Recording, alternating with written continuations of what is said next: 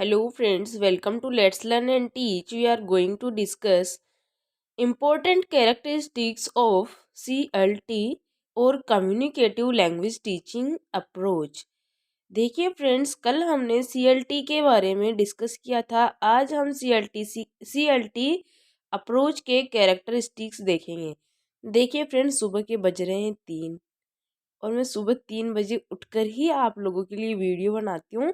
इसलिए अगर आपको वॉइस से इश्यू होता है तो आप मुझे कमेंट बॉक्स में कमेंट करके ज़रूर बताएं, बिकॉज सुबह सुबह आवाज़ थोड़ी ऐसे ही होती है।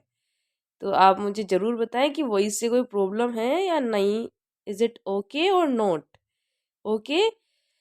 Let's discuss characteristics of CLT।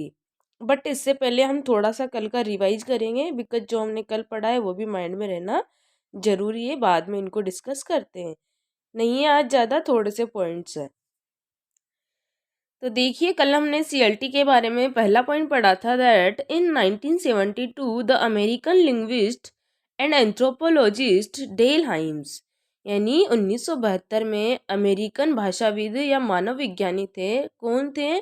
Del hymns थे। उन्होंने किस चीज़ को कोइन किया था? तो कंसेप्ट को कोइन किया था। कौन सा कंसेप्ट कोइन किया था? कम्युनिकेटिव कॉम्पिटेंस का।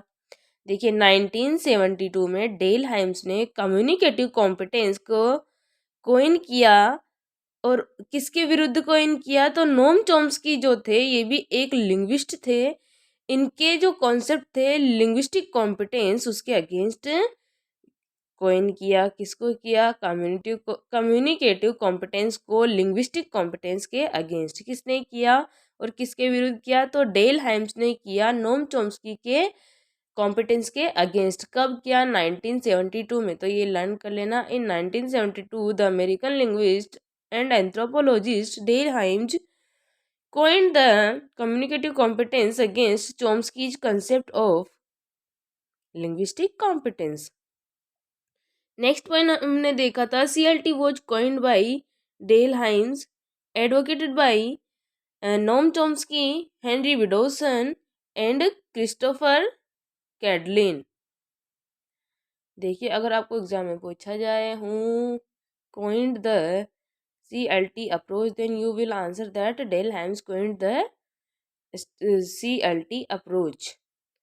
किसके द्वारा इसको एडवोकेट किया गया? तो Noam Chomsky, Henry Widdowson, Christopher Candlin. कल मैंने युप नाम बताया था, प्रभु नाम बताया था। तो कई सारे जो स्कॉलर्स हैं वो CLT अप्रोच से रिलेटेड है, बट इम्पोर्टेंट जो थे मैंने यहाँ लिख दिए। नेक्स्ट है authority head was William Littlewood. देखिए CLT के अथॉरिटी हेड कौन थे? तो वो थे विलियम लिटिलवुड।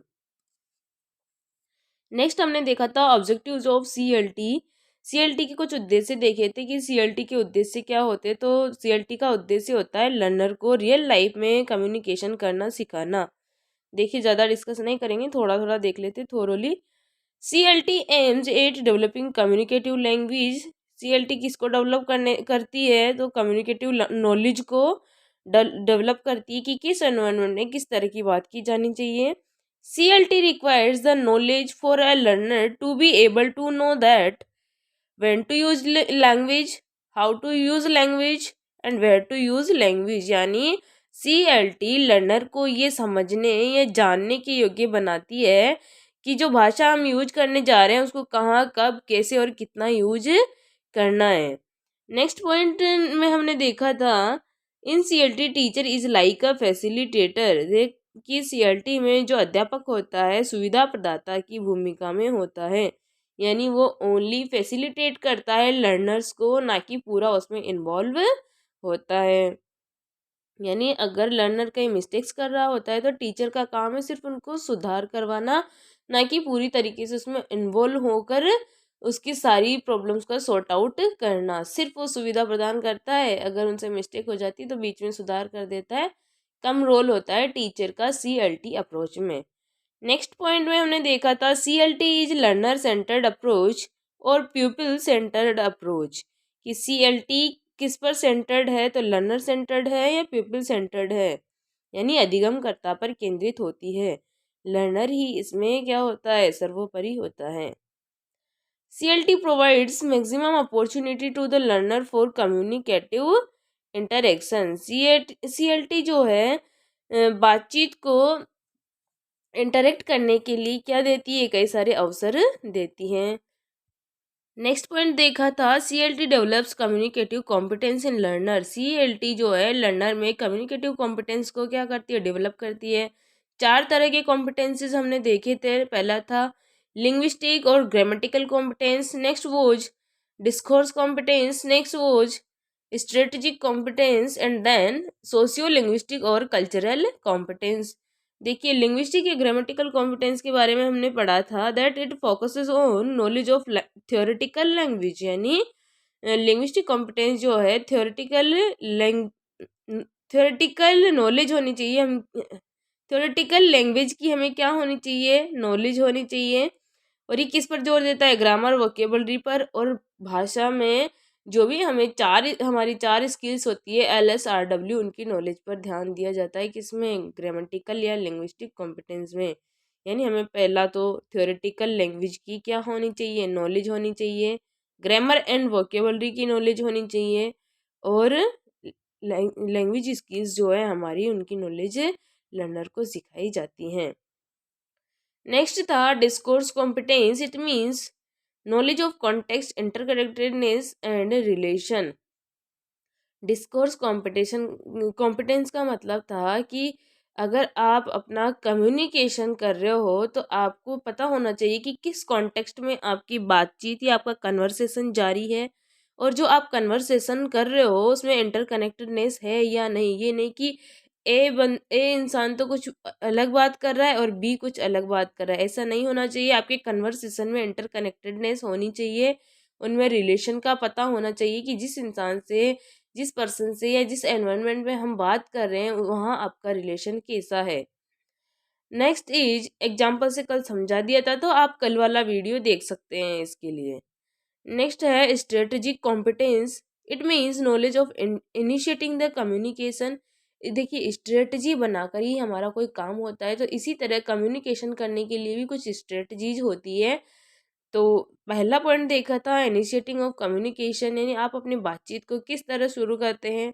टर्मिनेटिंग, अगर बातचीत के दौरान कोई भी मिस्टेक आपसे हो जाती है तो आप उसको तुरंत क्या करेंगे, जांच करके रिपेयर करेंगे, यानी उसमें सुधार करेंगे।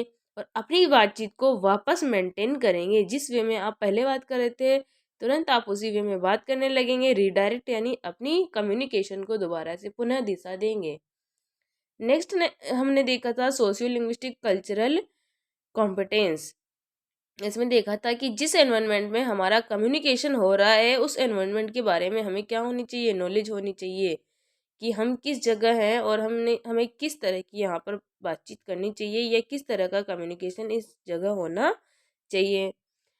चलिए, आज हम डिस्कस करेंगे इम्पोर्टेंट कैरेक्टरिस्टिक्स ऑफ CLT या कम्युनिकेटिव लैंग्वेज टीचिंग के क्या क्या महत्वपूर्ण विशेषताएं हैं, उनको देखते हैं। First point is in this approach function is primary and form is secondary. यानी CLT में जो है फंक्शन प्राइमरी होता है, फॉर्म क्या होता है, सेकेंडरी होता है। यानी आपके जैसे कम्युनिकेशन पर बल दिया, यहाँ फंक्शन का अर्थ क्या आ जाएगा, कम्युनिकेशन से आ जाएगा, यानी आपके कम्युनिकेशन पर ज़्यादा बल दिया जाएगा रादर देन फॉर्म के। अब फॉर्म में क्या आ जाएगा, जैसे अगर आप कोई स्ट्रक्चर बोल रहे हो उसमें अगर थोड़ी बहुत भी गलती हो गई है, आपने ग्रामेटिकल कोई एरर कर दी तो वो चलेगा, लेकिन आपकी बातचीत का अर्थ सामने वाला इंसान समझ पा रहा है तो वो ठीक है। यानी CLT में फंक्शन पर ज़्यादा जोर दिया जाता है, यानी आपकी बातचीत कैसी होनी चाहिए, मीनिंगफुल होनी चाहिए, अर्थपूर्ण तरीके से। अगर आप ग्रामेटिकल एरर करने के बाद भी अपना अर्थ उस सामने वाले या सुनने वाले तक पहुंचा देते हैं, मीनिंगफुल कम्युनिकेशन आप कर लेते हैं, तो वो इसमें क्या होता है, प्राइमरी होता है फंक्शन, यानी मीनिंगफुल कम्युनिकेशन आपका इसमें प्राइमरी होता है और सेंटेंस का स्ट्रक्चर या उसकी फॉर्म सेकेंडरी होती है। Second point is meaning is paramount, यानी अर्थ ही इसमें सर्वोपरि होता है। यानी अभी जो देखे पहले पॉइंट में हमने जो डिस्कस किया वही यहाँ पर है कि मीनिंग इज पेरामाउंट। CLT में क्या पेरामाउंट होता है, क्या सर्वोपरि होता है, तो meaning is paramount. This is important point of CLT।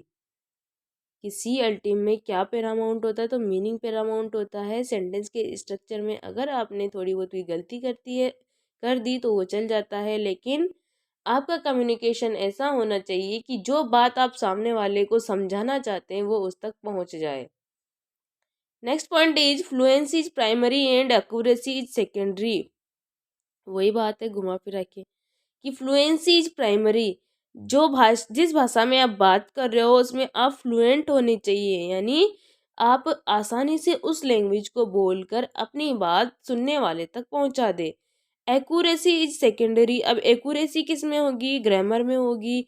अगर आप ग्रामेटिकल कोई एरर करते हैं तो वो इसमें जायज़ है, लेकिन आपका जो कम्युनिकेशन है उसमें फ्लुएंसी होना जरूरी है, यानी फ्लुएंसी प्राइमरी होती है एंड एक्यूरेसी सेकेंडरी होती है।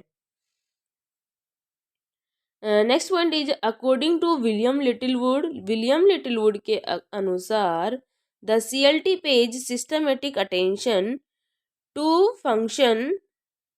Functional as well as structural aspect of language. According to William Littlewood के अनुसार CLT जो है पेज सिस्टमेटिक अटेंशन, ये सिस्टमेटिक ध्यान देती है किस पर? टू फंक्शनल, यानी जो भी हम बातचीत कर रहे होते हैं तो फंक्शनल पर ज़्यादा ध्यान देती है, जिस तरह से ये स्ट्रक्चरल एस्पेक्ट ऑफ लैंग्वेज पर देती है। यानी जिस तरह से स्ट्रक्चरल एस्पेक्ट होता है लैंग्वेज का, उसके पहलू पर जिस तरह ध्यान देती है, उसी तरह CLT जो है फंक्शनल एस्पेक्ट पर भी ध्यान देती है। और ये कहना किसका है? विलियम लिटिलवुड का, कि जिस तरह से सेंटेंस के स्ट्रक्चर्स पर ध्यान दिया जाता है उसी तरह CLT में फंक्शनल एस्पेक्ट पर भी ध्यान दिया जाता है, according to William Littlewood. Now next point is grammatical errors are tolerated if the communication is meaningful. कि अगर आपका कम्युनिकेशन जो मीनिंगफुल हो रहा है तो ग्रामर की अगर आप एरर भी कर दे रहे हो तो उसको सहन कर लिया जाएगा, यानी ग्रामेटिकल एरर्स को टॉलरेट कर दिया जाता है अगर आपका कम्युनिकेशन मीनिंगफुल होता है। CLT इज टास्क और एक्टिविटी बेस्ड अप्रोच। CLT कैसी अप्रोच है? तो टास्क या एक्टिविटी बेस्ड अप्रोच है, यानी इसमें टास्क दिए जाते हैं लर्नर को भाषा सीखने के लिए, तो ये टास्क या एक्टिविटी बेस्ड अप्रोच होती है। It emphasises creativity. CLT जो है क्रिएटिविटी पर जोर देती है, यानी विद्यार्थी में सृजनात्मकता पैदा करती है। कौन सी अप्रोच पैदा करती है क्रिएटिविटी? तो CLT करती है। Judicious use of mother tongue यानी MT is allowed in CLT, यानी मातृभाषा का न्यायोचित प्रयोग इसमें अलाउ होता है। यानी ऐसा नहीं है कि आप मातृभाषा का कंटिन्यू बार बार रेगुलर यूज किए जा रहे हो तो वो नहीं चलेगा, लेकिन कहीं कहीं जहाँ आप ठीक से थोड़ा सा आपको प्रॉब्लम हो गई है कम्युनिकेशन करने में तो आप वहाँ MT का यूज कर सकते हैं, यानी न्यायोचित मातृभाषा का प्रयोग इसमें अलाउ है। CLT अवॉइड्स रोट मेमोराइजेशन और हैबिट फॉर्मेशन। CLT जो है रटन प्रणाली से बचती है, यानी CLT में रटन प्रणाली जैसा कुछ नहीं होता है और लर्नर को हैबिट फॉर्मेशन नहीं करवाया जाता है, जिस तरह से अदर मेथड्स या अप्रोचेज में करवाया जाता था उस तरह यहाँ कोई हैबिट फॉर्मेशन नहीं करवाया जाता। यहाँ कोई स्ट्रक्चर्स नहीं रटवाए जाते लर्नर को। यहाँ लर्नर को ये नहीं कहा जाता कि तुम डायरेक्ट क्या बोलो, अपनी टारगेट लैंग्वेज में ही अपना कम्युनिकेशन करो। नहीं, थोड़ा बहुत हम मदर टंग का यूज करके भी भाषा को इसमें सीखते हैं। तो इसी वजह से CLT में ना तो रोट मेमोराइजेशन होता है ना ही हैबिट फॉर्मेशन होता है। CLT, अब देखिए मैंने इनको शॉर्ट में लिख दिया। CLT is people centred approach. CLT people centred approach है और टीचर की भूमिका जो होती है वो कैसी होती है? फैसिलिटेटर ओनली, यानी केवल और केवल सुविधा प्रदाता की भूमिका होती है। किसकी? टीचर की। Next point is reading and writing are allowed from the beginning, यानी CLT में रीडिंग और राइटिंग यानी पढ़ना और लिखना जो हमारे स्किल्स हैं उनको शुरू से ही अलाउ किया जाता है। यानी विद्यार्थी या लर्नर जो शुरू से भाषा सीखना स्टार्ट करता है, जब से भाषा सीखना स्टार्ट करता है तब से ही उसको क्या अलाउ किया जाता है, रीडिंग एंड राइटिंग अलाउ किया जाता है। यानी पढ़कर, लिखकर, बोलकर हर तरह से भाषा सीखता है किसमें, CLT में। ये पॉइंट याद रखिएगा आप कि रीडिंग और राइटिंग को CLT में कब से अलाउ किया जाता है, तो बिगिनिंग से ही किया जाता है। All four skills LSRW integrated, देखिए बहुत ही ज़्यादा इम्पोर्टेंट पॉइंट है ये कि CLT में चारों की चारों स्किल्स क्या होती है, इंटीग्रेटेड होती है, एक दूसरे से जुड़ी हुई होती है। देखिए फ्रेंड्स, हमने अभी 2-3 मेथड और अप्रोच डिस्कस किए, लेकिन हमने देखा कि किसी में तो RW पर ज़्यादा ध्यान दिया जाता है, किसी में LW पर ज़्यादा ध्यान दिया जाता है, किसी में कुछ और प्राइमरी होता है, किसी में कुछ और प्राइमरी, किसी को छोड़ दिया जाता है। तो बट CLT में यहाँ ऐसा नहीं है, यहाँ चारों के चारों जो हमारे लैंग्वेज स्किल्स है वो इंटीग्रेटेड होते हैं। यानी चारों लैंग्वेज स्किल्स एक दूसरे से अंतर संबंधित होते हैं। देखिए, जब विद्यार्थी बोलना शुरू करता है, कम्युनिकेशन शुरू करता है, देखिए कैसे, अगर आप किसी से कम्युनिकेट कर रहे हो तो आप स्पीकिंग करोगे, यानी आपका स्पीकिंग वाला क्या हो रहा है, एस्पेक्ट कंप्लीट हो रहा है। अगर आप स्पीकिंग करोगे तो आप सामने वाले को क्या करोगे, लिसन करोगे, सुनोगे उसकी बात को, तो लिसनिंग वाला कंप्लीट हो रहा है। और रीडिंग एंड राइटिंग LS के साथ साथ इसमें शुरू से ही अलाउ किए जाते हैं कि आप पढ़ भी सकते हो, बुक्स भी पढ़ सकते हो और लिख भी सकते हो। यानी लिखकर, बोलकर, पढ़कर, सुनकर सब तरह से आप अपनी भाषा सीख सकते हो। तो चारों स्किल्स इसमें कैसी होती है, इंटीग्रेटेड होती है, यानी अंतर संबंधित होती है।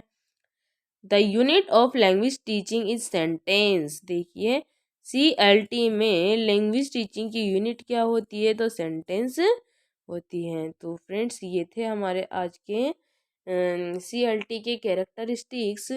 आज का सेशन यहीं ख़त्म होता है। नेक्स्ट सेशन में हम नेक्स्ट अप्रोच या मेथड को डिस्कस करेंगे। Thanks for watching. अगर आपको सेशन पसंद आता है तो आप वीडियो को लाइक ज़रूर करें, कमेंट बॉक्स में कमेंट करके मुझे ज़रूर बताएं कि आपको क्लासेज किस तरह की लग रही है, क्या इनमें और सुधार करने की ज़रूरत है। एंड फ्रेंड्स, ज़्यादा से ज़्यादा लोगों तक वीडियो को पहुंचाइए, वीडियो को शेयर ज़रूर कीजिएगा। Thank you.